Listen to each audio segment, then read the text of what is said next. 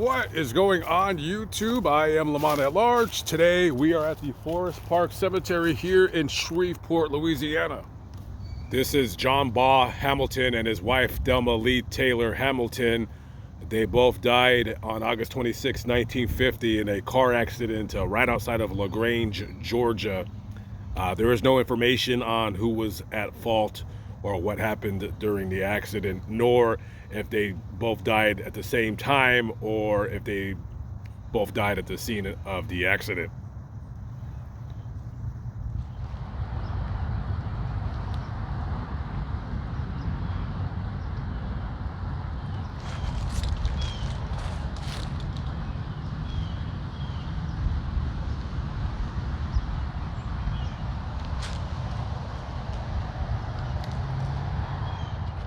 "20 years mayor for all the people of Shreveport." This is Clyde E. Fant. He was a Democratic mayor here in Shreveport, Louisiana. He served as mayor for 5 terms from about 1946 through, I think, 1972. Quite a popular man. There was talks of him possibly running for the governorship of the state, but he never ran. Very popular man within the political infrastructure here in Shreveport and the surrounding areas. And he looks like he is buried by himself. I do not see a Mrs. Fant. I do not see any other family members.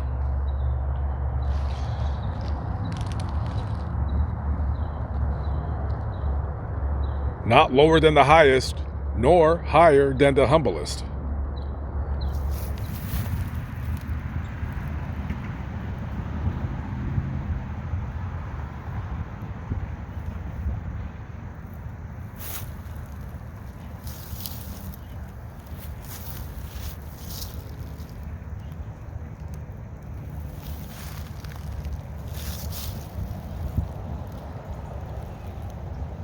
We're going to go to Bossier City, Louisiana. It's February 27th, 1954, right outside of Shreveport, Louisiana. You got a young deputy clocking in for another day's work. He worked for the Bossier Parish Sheriff's Office. His name was Marion Miller. He shows up to work, gets his paperwork, and he notices there's a warrant that he has to go serve. That warrant is for a man by the name of Ed West. What's the warrant for? Well, apparently Mr. West has not been paying his child support. So they have information that he's staying at some old farmhouse outside of the city limits of Bossier City. So he goes over there, knocks on the door, says, "I got a warrant for your arrest." Ed pulls out a shotgun and just blasts him. Bam! And to make things even worse, he takes an axe and splits his skull wide open. Now we got a bunch of deputies from the Bossier City Sheriff's Deputy Office along with Shreveport Police. They go to the farm and a standoff ensues.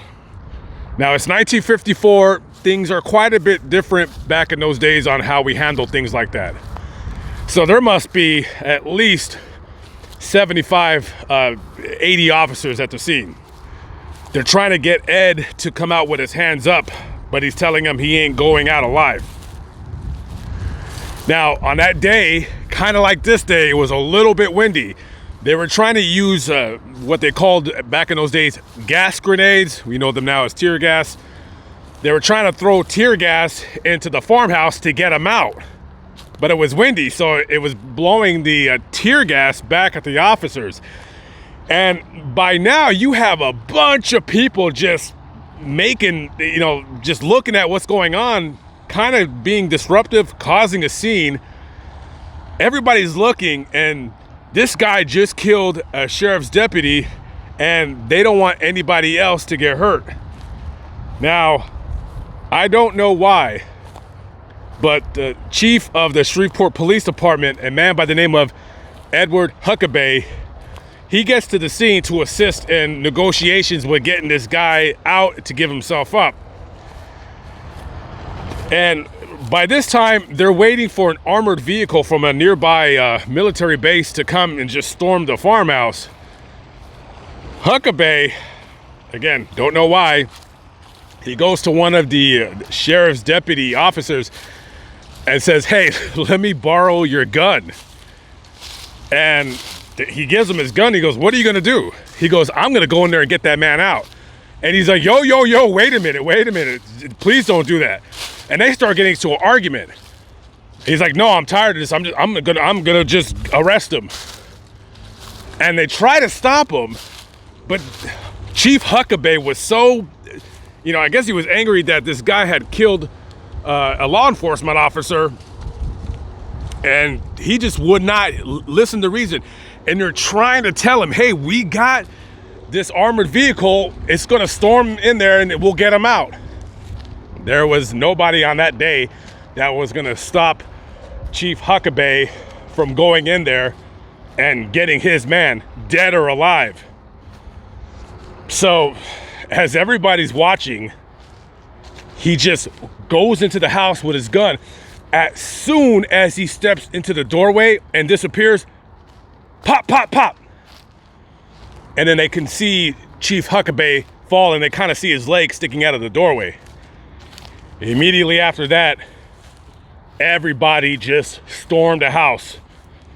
They get in there, they see Ed West, and immediately they fill him full of holes, Swiss cheese. He is dead instantly. They grab Huckabee, try to save his life. They took him to the hospital, and that is where he was pronounced dead. And this is his grave right here. Try not to get my shadow, but as you can see, and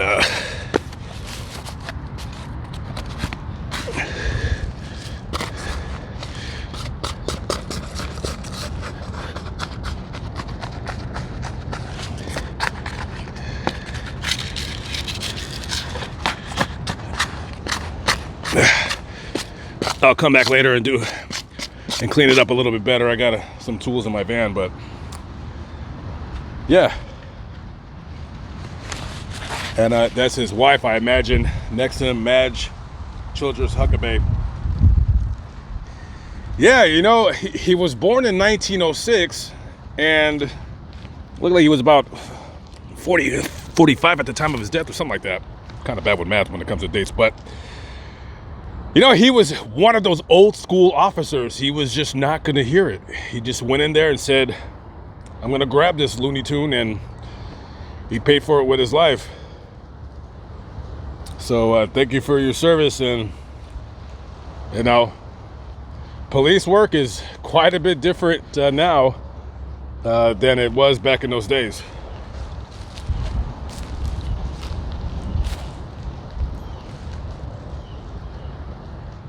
This is Ann M. Reno, June 28, 1911 to May 8, 1940.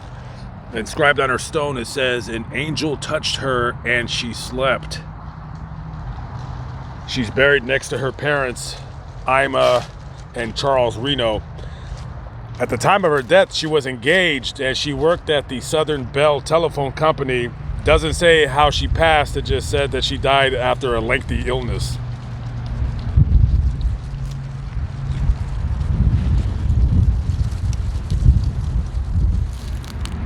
Lieutenant Luther G. Kent Jr., 8th Fighter Squadron, U.S. Army Air Forces, February 19th, 1922 to October 13th, 1944. On that day, Lieutenant Luther G. Kent was flying out of Vanderbilt Air Force Base, and he was up in the air maybe about 5 or 6 miles north of the Air Force Base, and something happened with this plane that malfunctioned, and he crashed, and of course he died instantly. Rest in peace to this young man.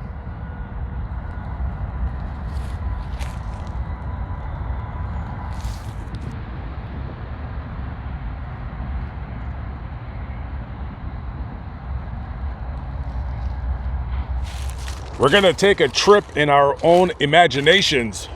We're going to venture about 250 miles south of Shreveport. We're going to go to a city called Baton Rouge. Baton Rouge is the capital of Louisiana. We're going to go to September 14th, 1974. a 21-year-old girl named Valerie Lovelace Morlock.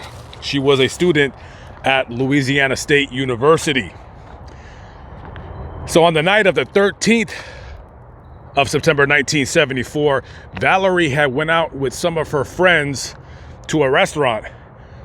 Good food and better drinks. So Valerie gets home around 2 a.m. She used to live at the High Point Apartments, not very far from the campus. So she's searching her pockets and she's thinking to herself, okay, I left my key somewhere. It's not in her purse. So she's like, oh, damn. So at this time, about 2 a.m., she has had a lot to drink. There is a man, her neighbor upstairs, a man by the name of Felix Vergara.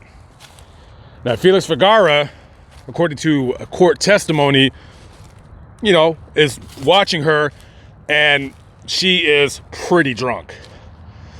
And as he's looking at her, he goes downstairs to see if she's okay. She says, hey, I lost my key. I can't find it. So as he's approaching her, she's so drunk, she falls down to her knees. Just as she falls down to her knees, he notices that there's a black gentleman, maybe in his 20s, that seems to be walking up to her.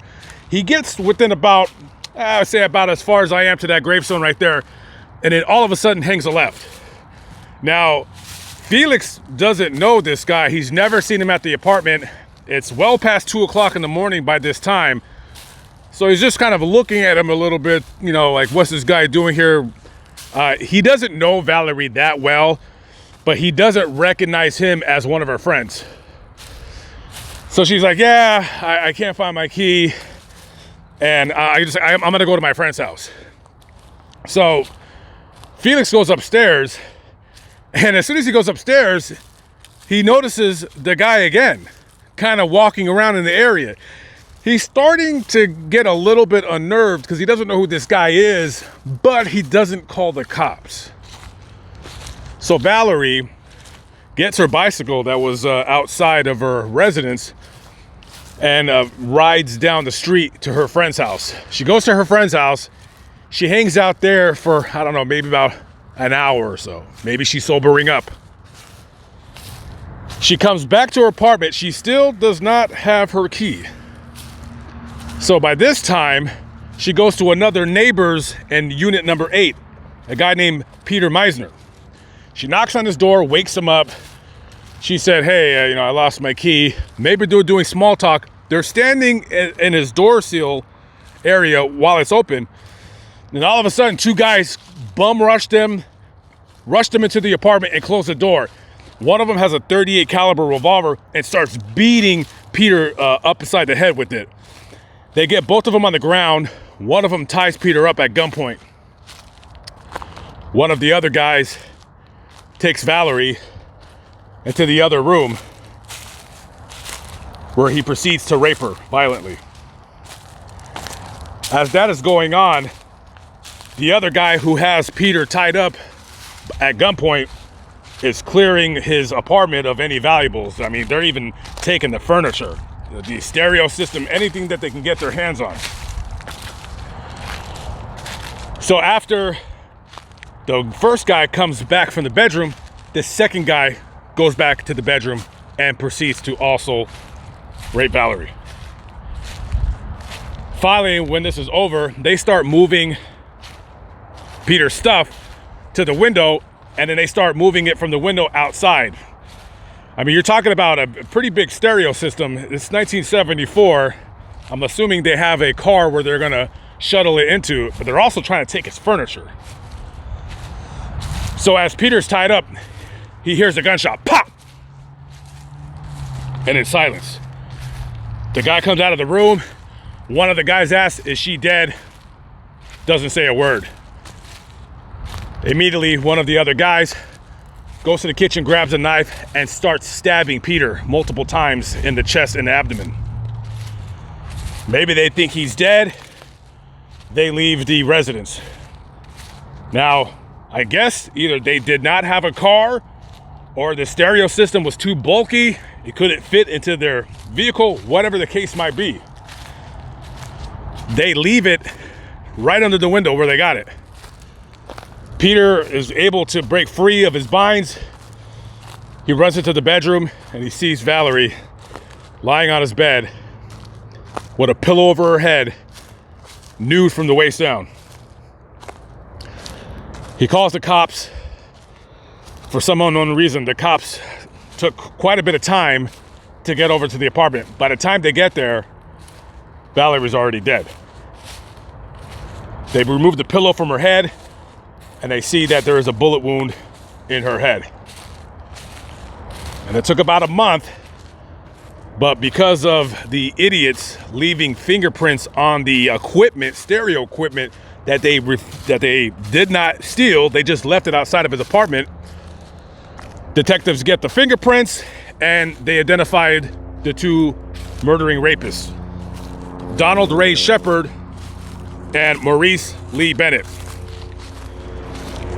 Now they're immediately arrested and they brought before a grand jury. They're charged with assault on Peter, aggravated rape, robbery, and first-degree murder. The first trial for either or gentleman, it ends in, I believe, a mistrial or a hung jury, one of those. There was no conviction. They got the guy's fingerprints. They're not saying that they're innocent. They're saying that, oh, look at all of these mistakes. I didn't get a fair trial. Second trial ends in a guilty verdict. They're sentenced to death. But again, I don't know how it's possible. But they're saying, oh, look at this. There's a bunch of errors right here. I didn't get a fair trial. Yada, yada, yada. A bunch of legal mumbo jumbo. And the judge, being that he possibly thought that maybe they in fact did not get a fair trial, reverses the death row or death penalty decision. He annuls that, voids it, cancels it, and he sentences them to life in prison without the possibility of parole. This is the grave of the Morlock Crawford family, and you can see Valerie's name right there, and it looks like that would have possibly been her brother, and this is her grave right here.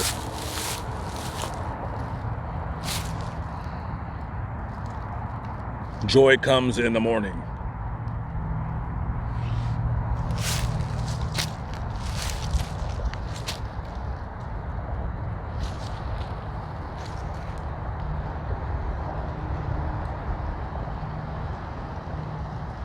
This here's the grave of Harvey Lee Strahan and his wife lying beside him, Kathleen Rosenblatt Strahan. They were both killed on September 26, 1959. They had previously lived in Shreveport and they moved to Jackson, Mississippi. And on that day, they were on their way to go visit their son who was staying in Alabama at some either a military school or a military academy or something like that. And they had their 12-year-old son in the back seat with them. Kathleen was at the wheel driving. Don't know why, don't know what happened, but she lost control of the vehicle and crashed into some trees and some power lines. And both Harvey and Kathleen were killed at the scene. Their son survived with somewhat minor injuries. At the time of their death, Harvey was an attorney. He worked for Gulf Corp Oil.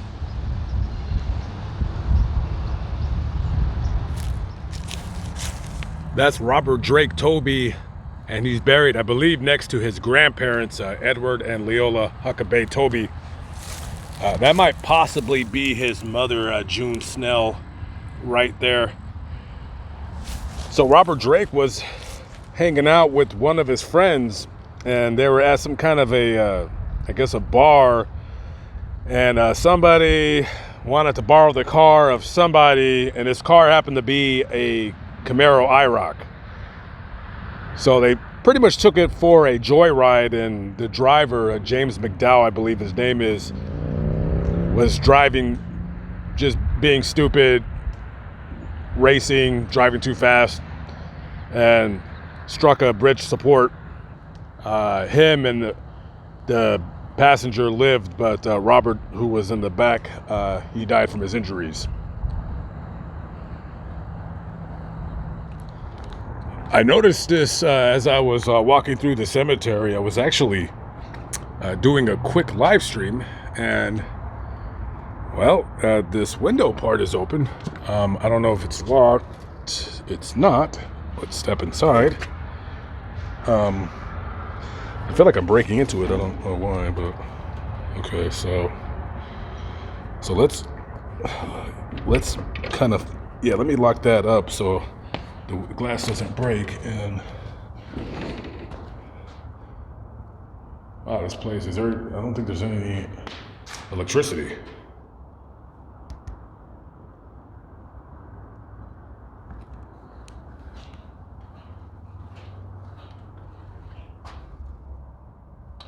Looks like you have some wasps in here. And then this looks pretty, I don't want to say it's not abandoned, but this doesn't look like, I mean, the power's off.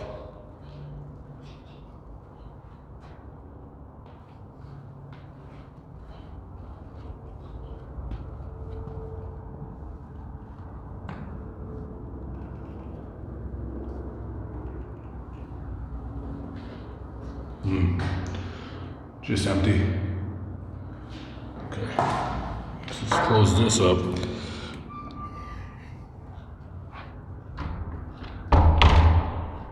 Probably some kids were just coming here looking around. Yeah, I don't know why the power's off in this place. And looks like somebody shot either I don't think that's could have just been like a slingshot or something like that. I don't think that was a bullet. I don't see any damage on the inside. So yeah, that definitely was not a bullet, but definitely not trying to be funny, but I almost feel like somebody can just come in here and just open up one of these things and put their loved one's ashes in there and they wouldn't even know a thing. I mean, tell me if I'm wrong, but I don't know. I mean, I don't even think they would know. All right, let's lock this place up, or at least let's...